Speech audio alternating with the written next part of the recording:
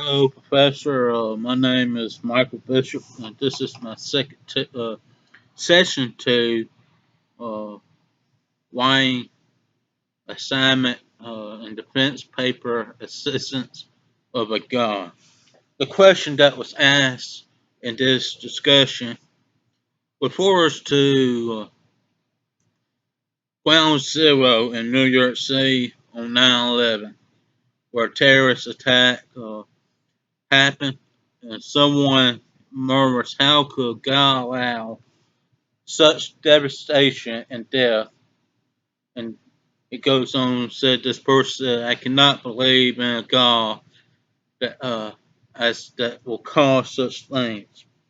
Being from Mississippi and being from North North Central Park, we're no different from the people in New York City. Although New York City suffered a terrorist attack, here locally we face tornadoes and things. As a matter of fact, there's I cannot count how many tornadoes have missed my house or at the last second lifted. Of course, one happened about 2 years ago, about 15 miles from my house, destroying the city of Louisville, Mississippi, or Royville, Mississippi, depending where you're from. The same question was here in the uh, Bible Belt, the buckle, if you will, of the Bible Belt.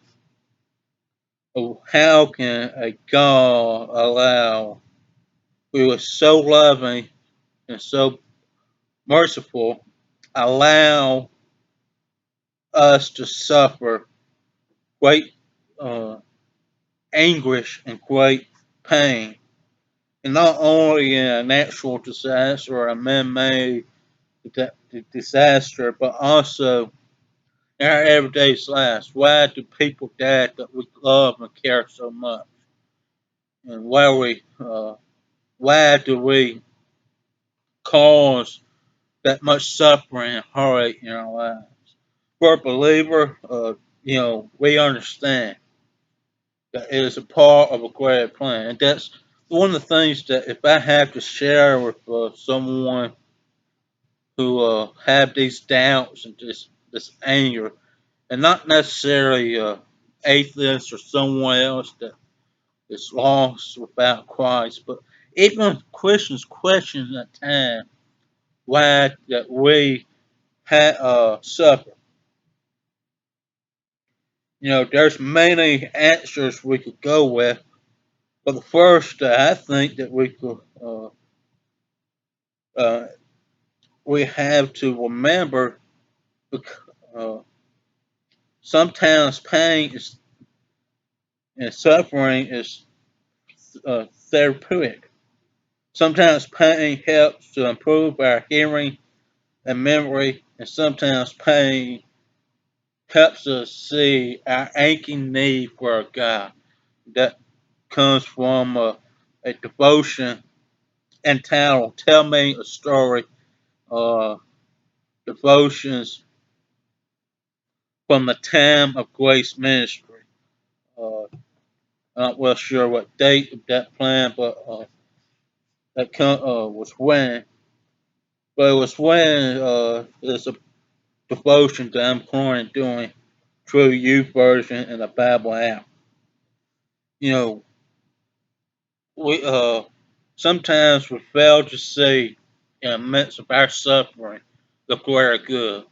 We tend to see don't see the greater plan of what God has. And for someone who doubts and has this so much anger, I remember seeing so much anger myself as a sixth grader at the time of this happened.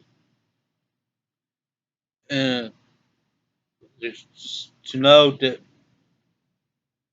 there's time, there's uh, we gonna face suffering. Uh, the devotion here goes on and said that one reason we suffer is our sins. Counselors know that often you have to be uh, on your bomb out before you decide the day way to seek help. And just like in Luke 15, we see the prodigal son wanting to for that help. Another point that I think that, as Billy Graham stated, Billy Graham was asked this question. Also, this article was published in 2007, but he refers back to the MGM Grand Hotel in Las Vegas, which burned back in November of 1980. And they asked him this question: why? Uh, and the things that he listed here is that one is because of a mystery. Of course, going back what we just talked about, we don't know the greater plan that God has. And as someone who doubts, as someone who have went through this personally with doubts of why me, why uh, do I have to go through this? Why do you allow someone that I love so dearly die at an early age in my life?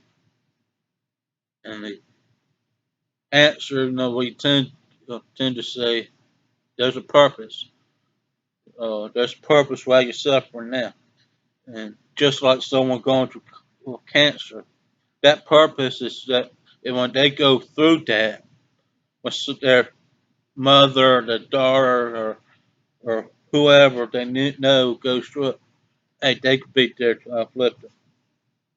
Uh, we also see, Billy Grounds points out that there's a message of compassion. You know, at this time, we have the opportunity to show compassion to the person you're down. You know, the person who asked the question and said, "Why does God have so much devastation and death?"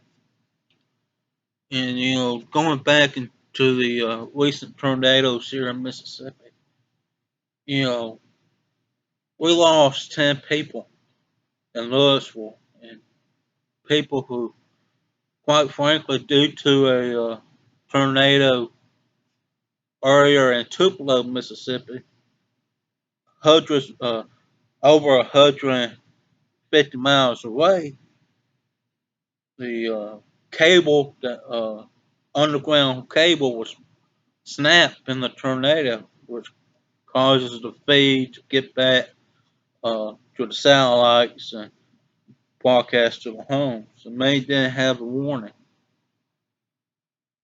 You know, it was a time that, as a community, whether they're lost, whether they're Baptist, Methodist, Catholic, non-denominational, even uh, atheists come out, and Jehovah Witnesses come out, and to show compassion. And as we see in September 11th, you know, I think it's we need when we start to doubt and start to feel anger, we need to realize that, hey, somebody, while we are suffering, there's somebody that's suffering much more. There's somebody else that is going through a much harder time. And that was from that source was from Big Graham, Suffering. Why did God allow it? Published in 2011. I know this was supposed to be a 3 to 5 minute discussion. Uh, you can tell I'm in the ministry a little bit long winded, but I think that God allows suffering not only to teach us, but also to prepare us. Thank you for your time. Thank you for listening to me, and I hope you have a blessed day.